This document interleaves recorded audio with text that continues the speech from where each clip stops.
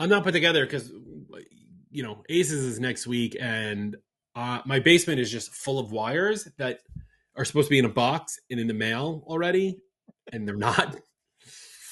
And so I'm a little behind. And then I went to go count like badge holders today, and I'm literally 5 short that I need. I'm like so behind. So I'm making a list, making my list here on my clipboard of all the things that I need to do. Even if I make a list, it won't help because I will forget items that need to be on the list. But, it is what it is. So capturing stuff like that, what are your go-tos? Because I'm not going to say there's one, because I don't have just one, but what are your go-tos for capturing those little to-do items so that you make sure you catch them later? I wish I had a good answer for you. I don't, because the problem is that I've gone through so many different like trusted systems. Like I was really big into using the reminders app on my Mac because it's also on my phone, and I do have it auto launch. But like, there's items on my reminders app of things that have been sitting there forever because not that they don't need to be done, they just aren't important. Like, figure out how to wire a floodlight to replace the current one outside my house. It's not something I'm going to do in the wintertime. But because it's on the top of the list, I'm just like, I don't care about it. Or like, clean out the pantry. Okay. You know what I mean? So like, I get bothered also when there's items on there that like just sit for so long, and then it dissuades me from using it. But that's just my own personal grief. I have my notebook somewhere. It's under a pile of stuff. My desk is a mess today. But it's just one of those things where, the worst part is the best ideas come when I'm in a place that I cannot access some way of writing it down. Okay. Excellent point. Like if you can send me a waterproof notebook and pencil so I can take notes whilst I'm in the shower, which nobody wants to think about. Someone's going to be listening to this and they're going to be driving and they've just retched into their passenger seat. But like some way to write notes in the shower. I have known from time to time to scream out, "Hey, lady in the box, remind me about whatever." But because the reminders app doesn't have like a default list, I have my to-do list and I have one in there called life goals. It just puts it on the wrong one all the time because like lady in the box is dumb. So yeah, sort of.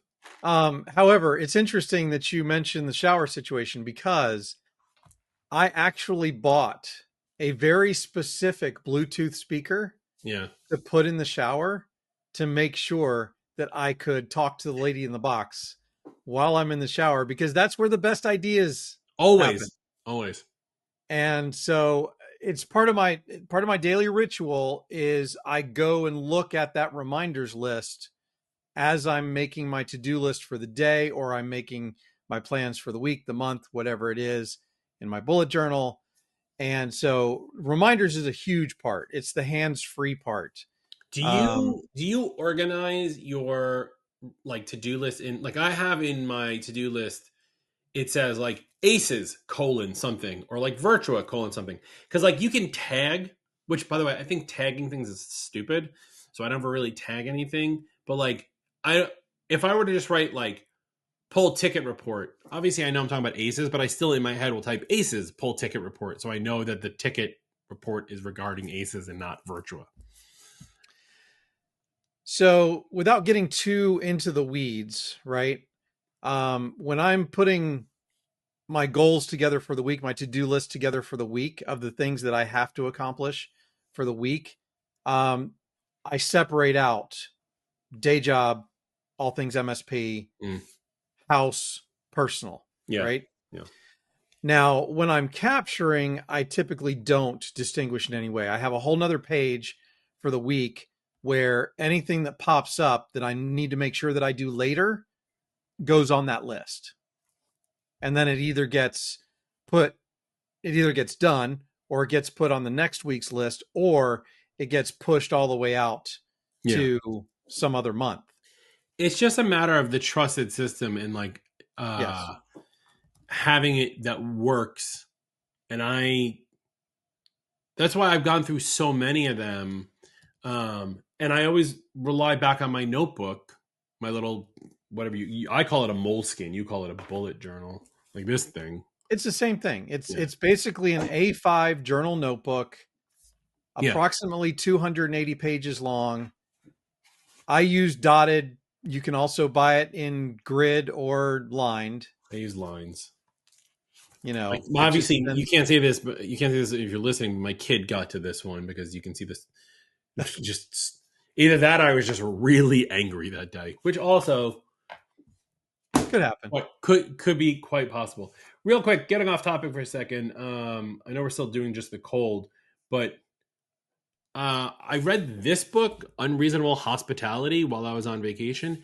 And keep in mind, you know me well enough at this point, dude. I do not read. Like Audible, at best I can, in 7-minute intervals.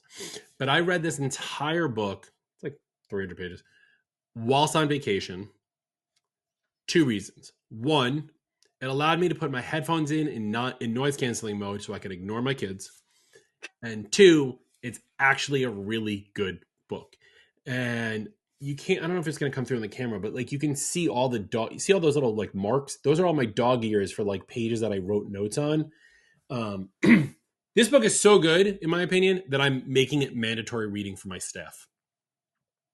Well, that's, that should be enough to tell people stuff there. I am currently listening to Everything is Effed, a book that we talked about recently. Yeah. Because I didn't know it existed, right? Yeah. I knew about his other 2 books. And it is very different from his other books, I will say. Some interesting stuff, not everything I agree with, but there is some very interesting stuff. And it is definitely a book that will help you think differently about some things. So it's always interesting to look, everybody's got their own opinions on things. And, I haven't read the book, but I've been saying everything is effed for the last 45 years. By the way, my birthday's on Monday. I turned 45. Oh, that's the wrong noise. Shows you the kind of day I'm having. But an ear. That's it.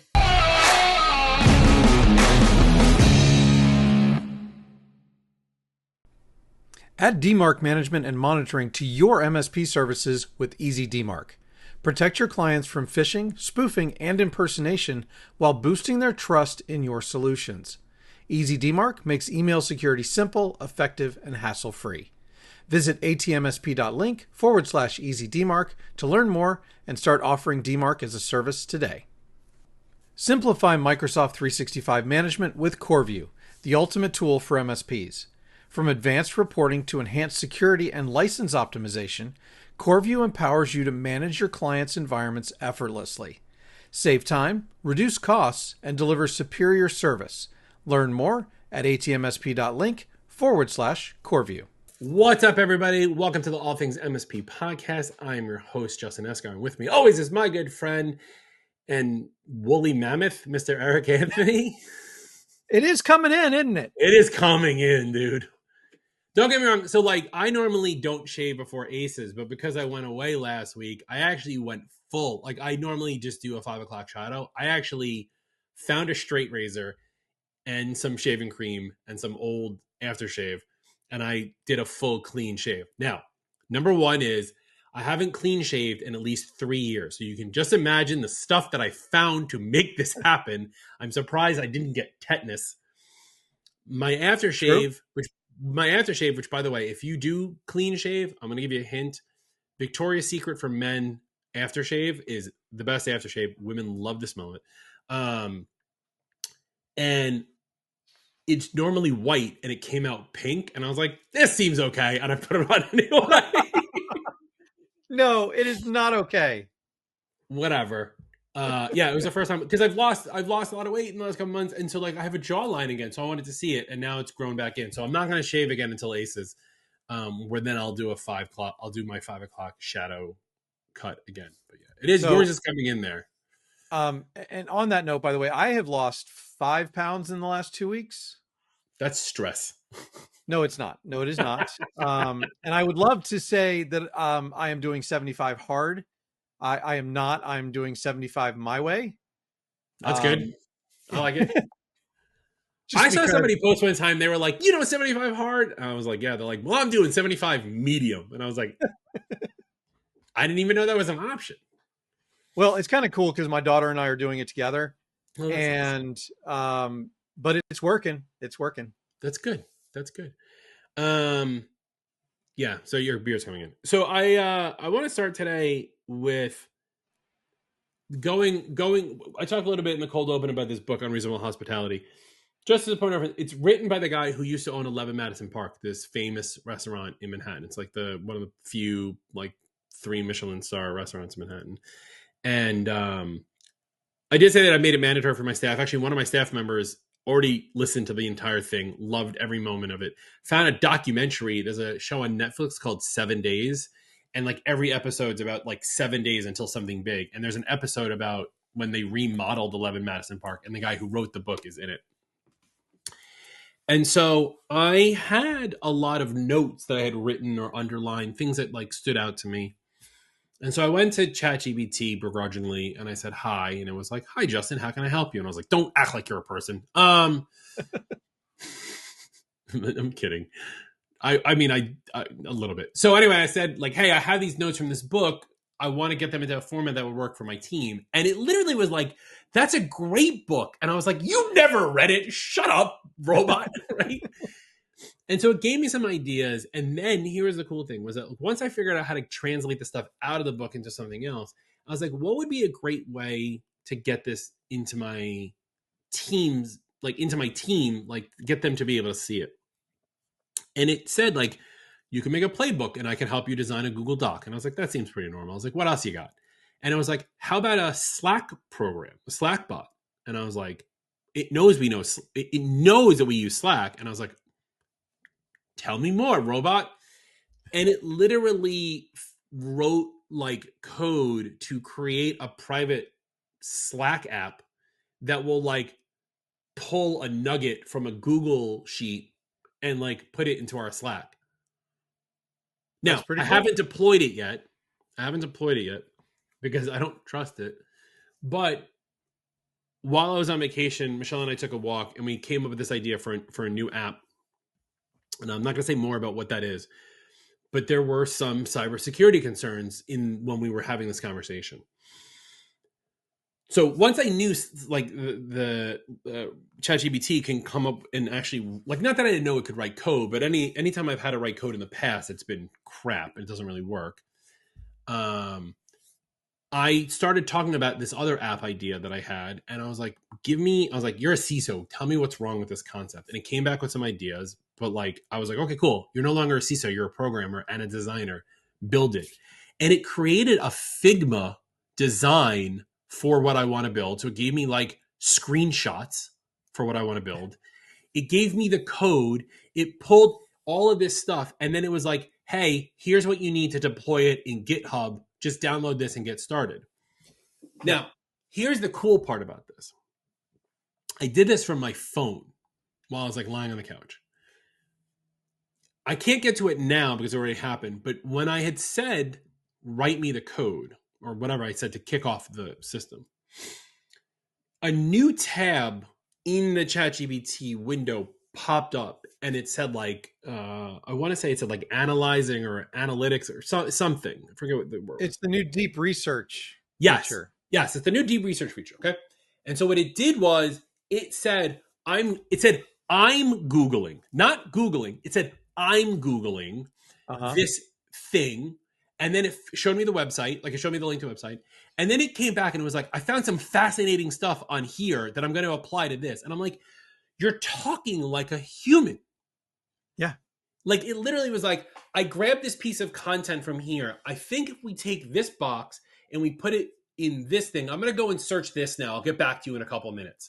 I'm watching it have a conversation with itself in real time. It's literally having a conversation with a wireless Bluetooth speaker in a shower. Like, it was ridiculous. Yeah.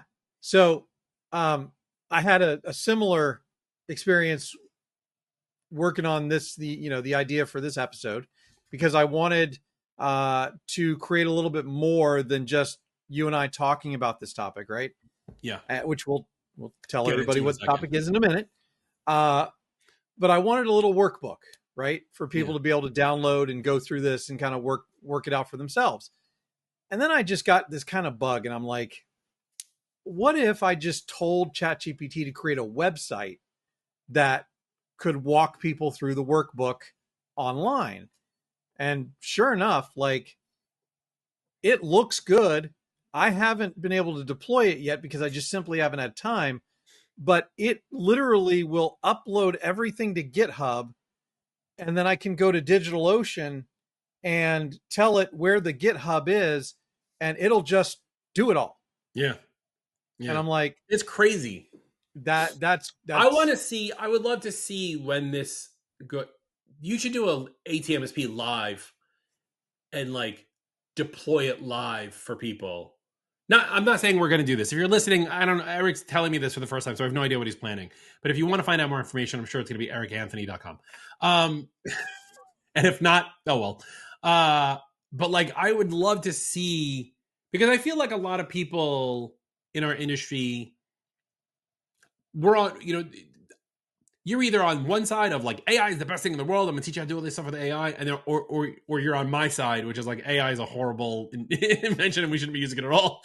But I would love to see that happen in real time, because like, yeah, I might try to deploy this app that I want to build. And again, it gave me the GitHub stuff like this. I'm actually going to have my programmer that we have on staff, who was in Korea for the last 3 weeks, which is why I went to ChatGPT in the first place. Like, look over everything, give it like a once over before we do anything. But like, it's great. Like, I can't not be enamored by the new features, like yeah. being able to, because like I said in the past, when I asked it to build code, like I wanted to build an app for my Apple Vision Pro. Yes, I'm smug. I got it. That like it can track Roman on the lacrosse field. So if I'm wearing it at a lacrosse game, which yes, I'm smug. We've already gone over this. Like, I wanted to be able to detect him on the field and just have like an arrow over his head, like augmented reality. Right. And it wrote me code, and when I dropped it from ChatGPT into Swift was like, no, like it didn't want to work at all, right? But here, it's like now with this new thing, it's going like, hey, here's a complete package for you. Yeah. Which I think is awesome. Okay, so let's get into today. Now that we're 25 minutes in and people are still listening. So Which we are very thankful of. Yes, of course. So ChatGPT wrote this workshop for what we're calling From Chaos to Clarity, Building a Rock Solid MSP. You have org chart here. Yep. And we're going to get into a little bit of like what an org chart should be and what do you do when you don't have a full staff. Because like a lot of y'all are one or two people, but like it's a good amount of, you're 20 people, and those 1-2 people shop, you can't have an org chart like the 20-person shop. It's not going to work. So, I mean, the first thing I'd like to address is obviously the elephant in the room. What if you are a 1 or 2 person shop? Yeah. Right. And the point behind this is even if you are a 1 or 2 person shop, all of those jobs still exist. It's just that you are the only person doing all of those jobs. Mm-hmm. And the thing that I want to point out is that if you plan to grow, then you need to enumerate what these different jobs are that you're doing so that you know what to hire for, what to outsource, or what to automate as you are trying to grow your business. And without this org chart, it makes it very difficult. It makes it very haphazard. But when you build the org chart around roles and jobs and not people, it allows you to better predict that future growth and what you're going to need to be hiring for when you get there. And hopefully it will help you predict when you need to hire so that you can be more prepared. Because let's face it, it requires money in the bank, right? To Mhm. be able to hire the right people. And if you don't have it, you can't afford to pay them what in their training period if not they're not bringing in revenue, or they're not taking the work away from you so that you can go get more revenue, right? Because Right. that's the whole idea of hiring for scale. So I just wanted to mention that so that all of the people who are, I'm just a one or two man shop, that you don't leave the podcast right now, because this No, they is, left 10 minutes ago. No, but well, like, because their hair's on fire and a client called. exactly. So the point though, like what I like what you're saying here, and I think it does make sense to. This is also a little bit of like goal setting, right? Because Yes. if you're a 1 or 2 person shop, one of you is quote unquote owner operator, and then maybe you have like a lead tech or something like that, or a co-owner. You guys are both, or maybe CEO, COO, something like that, whatever. But this is a good opportunity for you to almost fantasize what you would want your business to become and lay out those roles. And I'm also a big believer in making sure that you lay out those roles with job descriptions, right? Those like Yeah. very well written job descriptions, not just like we need a chief financial officer and they're just going to handle quote unquote finance. No, you need to break down what that exactly means.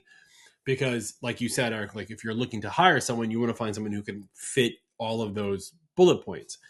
And so this is a good place because what happens a lot, and the people, when I talk to a lot of smaller companies, they tend to always just want to hire more techs and hire more techs and hire more techs. And we've talked about this before. Like maybe the next person you need to hire isn't another tech, right? Because you need maybe an account manager, or you need a finance person, or you need a project manager, or you need an actual COO, like things like that to make everyone's lives better. Because if you just keep adding tech after tech after tech after tech, you're missing so much of what is inclusive within a business. Right. And it's so easy because a lot of MSPs typically start out just by themselves, Mm-hmm. right? Mm-hmm. Or with a very small handful of people. And technicians is where revenue comes from, right? Right. Without technicians, money doesn't come in. But at some point, what happens is, to your point about the account manager, if you have a lot of clients, you as the owner can no longer manage all of those clients. Mm-hmm. And if somebody's not managing those clients are going to manage themselves out the door. Yeah. And you can't afford that either. So this is more about planning for when you get to a point where a change needs to be made in your fundamental business model, because you can no longer operate the way you're operating. You mentioned CFO before, and that's another great one, because CFO is not going to be your first financial hire, right? Right. It's probably going to be a bookkeeper, whether it's outsourced or insourced, doesn't matter, right? But you're going to hire probably a bookkeeper first. But at some point, and then you're going to be managing them as the owner, you're going to be managing them. So you're going to be filling that CFO role, right? Because you're still controlling what they do. You're checking the finances, all the things that a CFO would do. But then you get to a certain point where you don't have time for that anymore. And so that's when you fill that gap of hiring that CFO, right? Right. And so that's why it's so important to have the CFO box there, even though it has your name in it as the owner.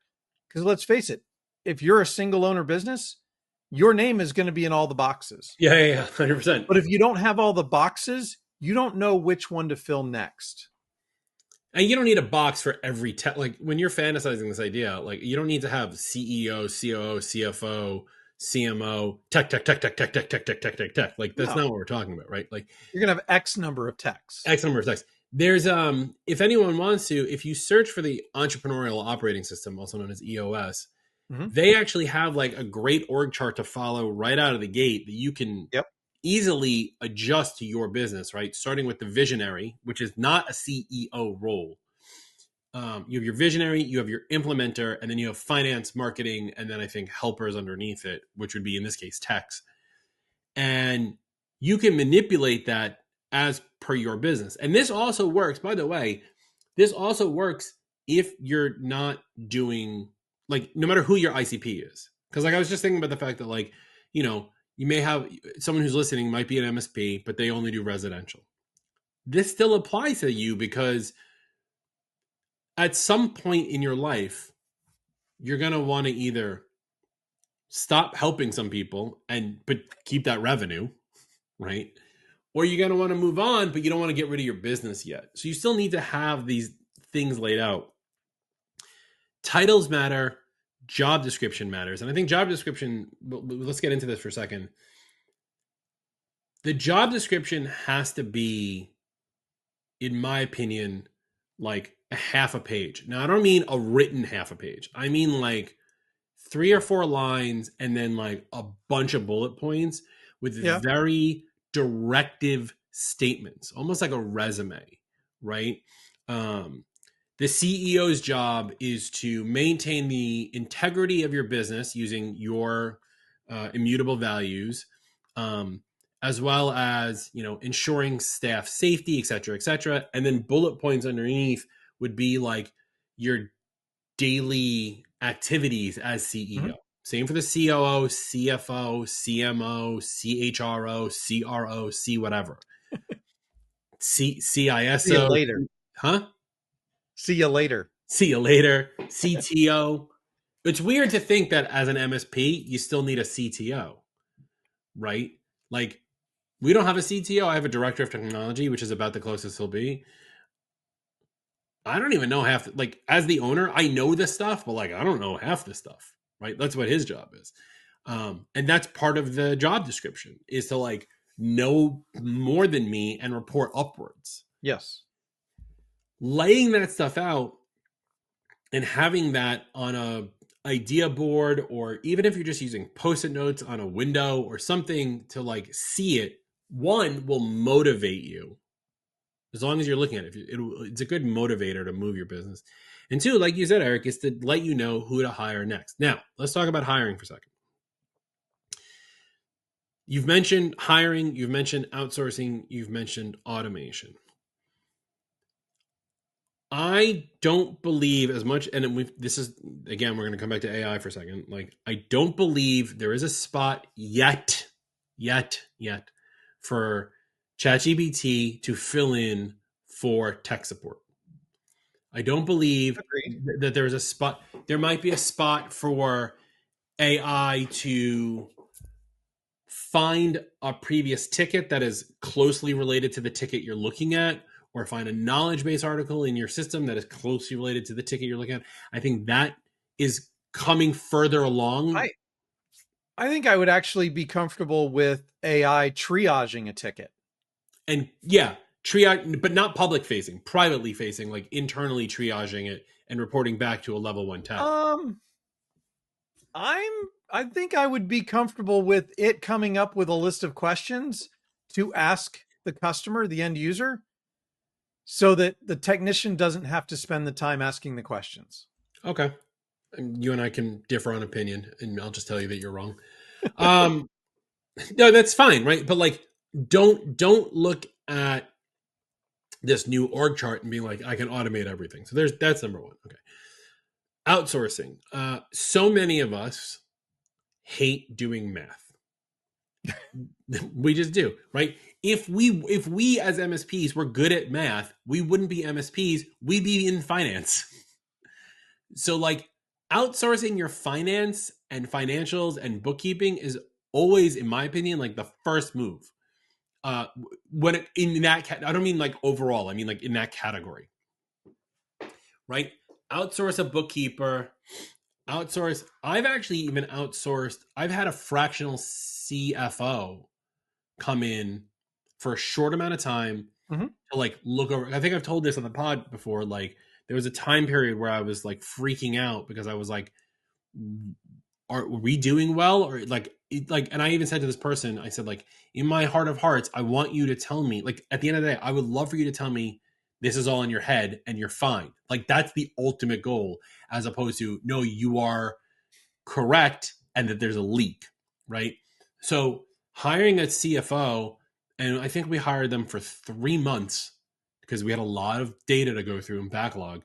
Mhm. And then she gave me the report and she gave me prediction models and all this other stuff that I've never looked at ever again.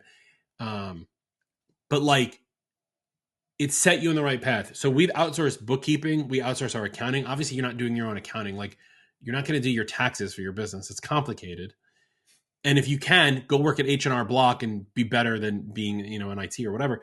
But like, be okay with that. The outsourcing of tech support is like, I think, the big one, right? Because we're starting to see a lot of people provide 24/7 outsourced support that you can, as an MSP, purchase Mhm. to support your clients. Now, I have a weird take on this, so I kind of want you to go first on like your thoughts on using them. So it's a mixed bag, right? Yep. All right. Well, we have the same.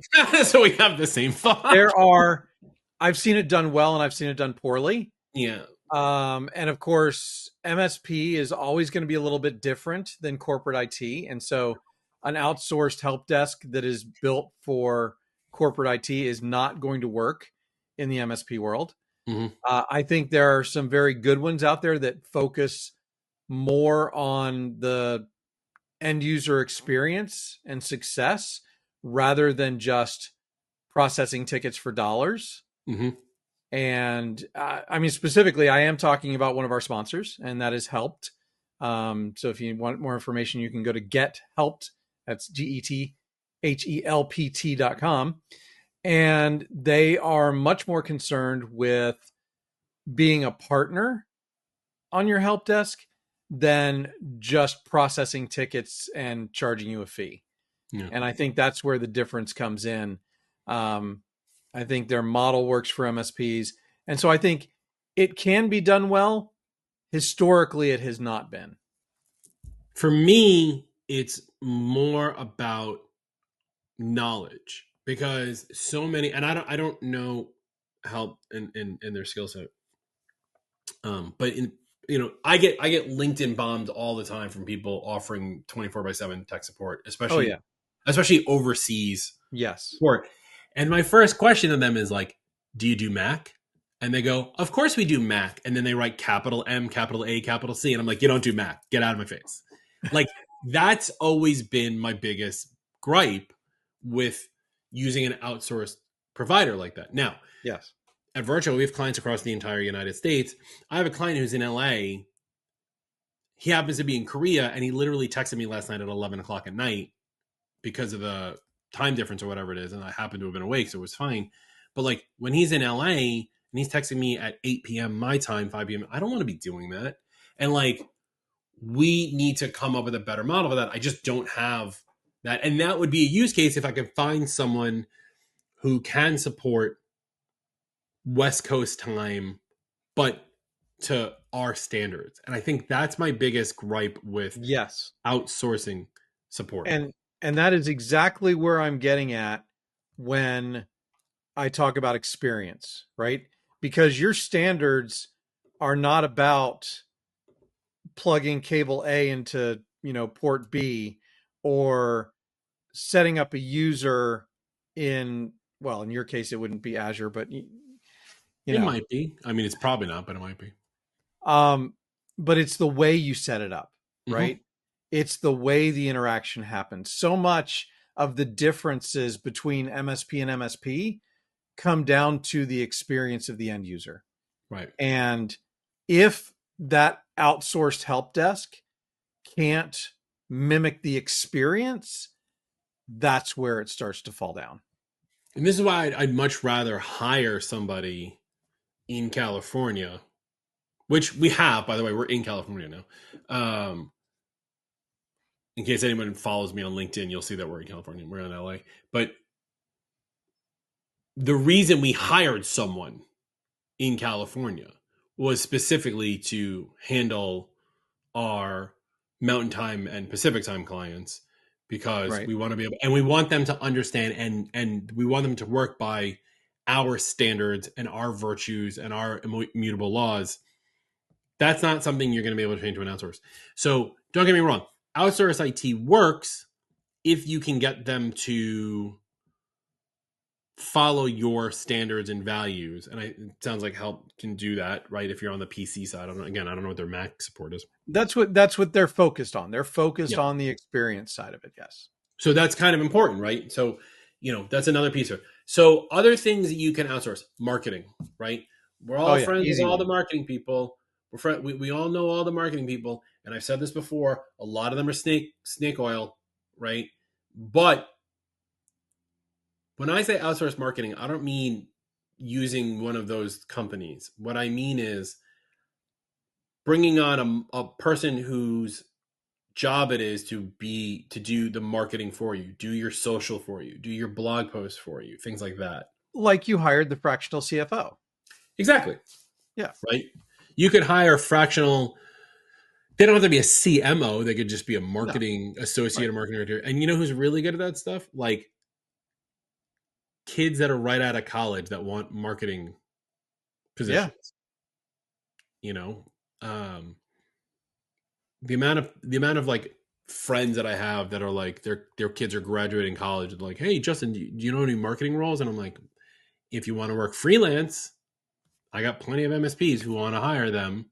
I don't know if they necessarily have the funds to, and to be honest, it's better for them anyway because they could probably make a lot more money working for 4 or 5 MSPs because Oh, how for much is sure. how much is the content really going to change? Truthfully, it's just a matter of learning the spin of each individual customer because like dark web scaring is dark web scaring is dark web scaring, right? So there's that part. So I think marketing is a big one, but also when you're writing the org chart and you're figuring out these positions and these roles, have a separate list of, we've talked about this one before, like have a separate list of the stuff that you just really don't like doing because like maybe you want to do the marketing, maybe you're like, I really enjoy interacting with people on Insta or whatever it is, to talk about my business, or I really like making YouTube videos. Okay, so do that. You don't have to be the marketing officer, but you can do that as part of your role. Right. And then you design out, like I love making the videos, but I hate editing them. Why do you think like if anyone's been listening to this podcast for the last 110 episodes, why do you think we exist? I don't want to do the work. That's why he's producer Eric, right?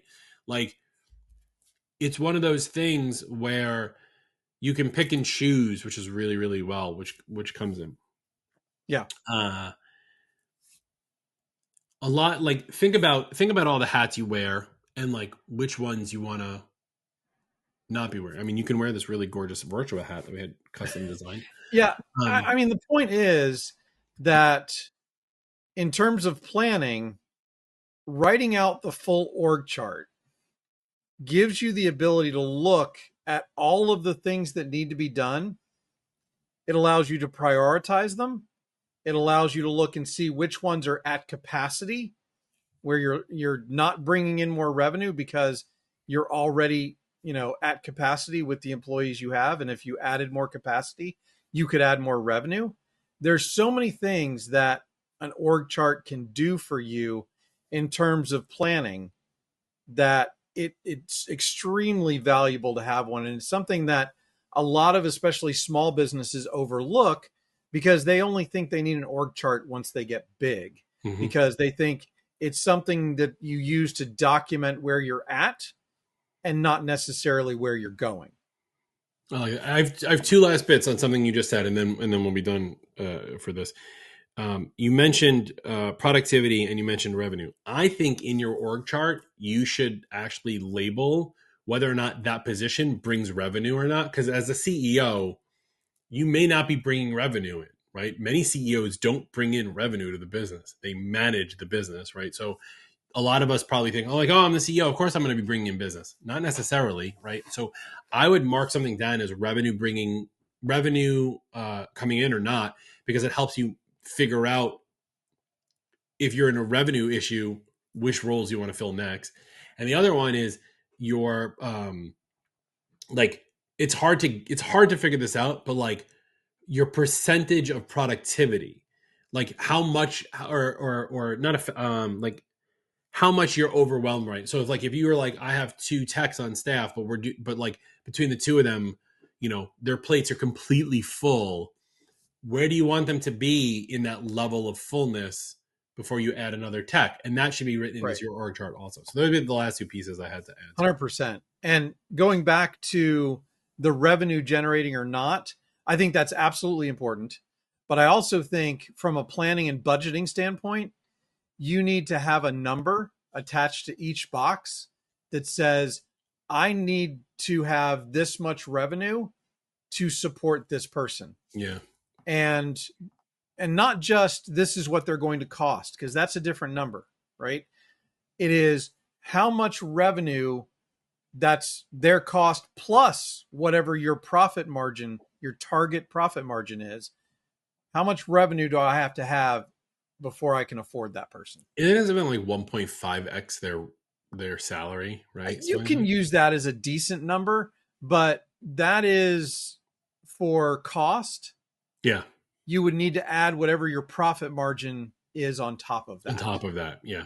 So you could easily get to 1.75, 2x. Right.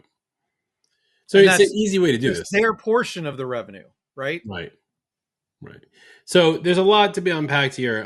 Okay, so to wrap this up, Eric's going to hopefully deploy this thing from ChatGPT, and we'll have a worksheet that you guys can follow along with this episode, maybe before or after the episode drops. But if it comes out after, come back and listen again and listen to the funniness that is. Building out your org chart is a great way to motivate yourself and see the future of your business, which is what we want. We want to see all of you have healthy, growing businesses in some way, shape, or form. And even if you don't want to go beyond 2 people, still have this laid out. This way, you know who, like we said, who to outsource to, what to automate, or even what you're supposed to be doing on a daily basis. So you have a lot of ways to look at this. All right, Eric. I mean, you said a lot today, but any last words before we? I do. Because we really only talked about the future use of an org chart. We didn't talk about what it can do now as a snapshot of the business in terms of accountability and responsibility, because that is also really important, much less in a smaller business, right? Because everybody's talking to everybody at one time, because it only takes 2 person to have a company all hands, right? But once you get to 5, 10, 15, you're not all talking every day, practically all day, right? And so you have to have that org chart to define responsibilities and hold people accountable to those responsibilities, which means having numbers, again, attached to those boxes. Yeah, in a future episode, we'll talk about accountability charts. I think it's important to have that laid out a little bit for people so they can hold people's feet to the fire within their organization. Because I think hiring and firing is obviously a massive piece. Yeah, and in order to do that, you have to start with those job descriptions you talked about at the very beginning of this episode. Exactly. So get your org charts done. I'd love to see them if you don't want to share them, but if you do share them, you could send them to me DM or share them in the group, facebook.com/group/all things MSP. Check all this out in my virtual hat at youtube.com/@allthingsmsp. Listen to us on all of your favorite podcasting tools. Subscribe, leave a review. I love the feedback we're getting from people on the last couple episodes. Have been great. I guess that's it. That's Eric. I'm still Justin. Bye.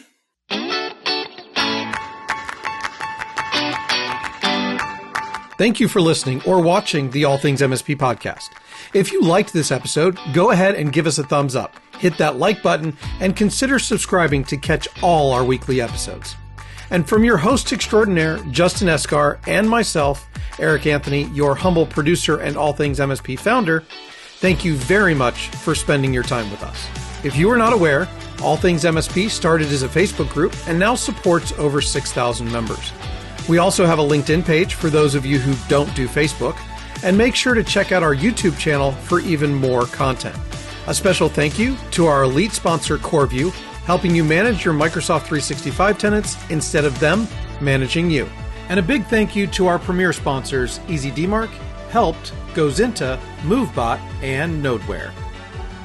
And thank you to the rest of our sponsors. Without sponsors, we could not do what we do for the MSP community. Please consider checking them out. The All Things MSP podcast is a BizPow LLC production. The views and opinions of the hosts and guests are their own and do not reflect the thoughts and opinions of any employer, vendor, sponsor, or random taxi driver in the Metro DC area. Be sure to join us next week for another exciting episode.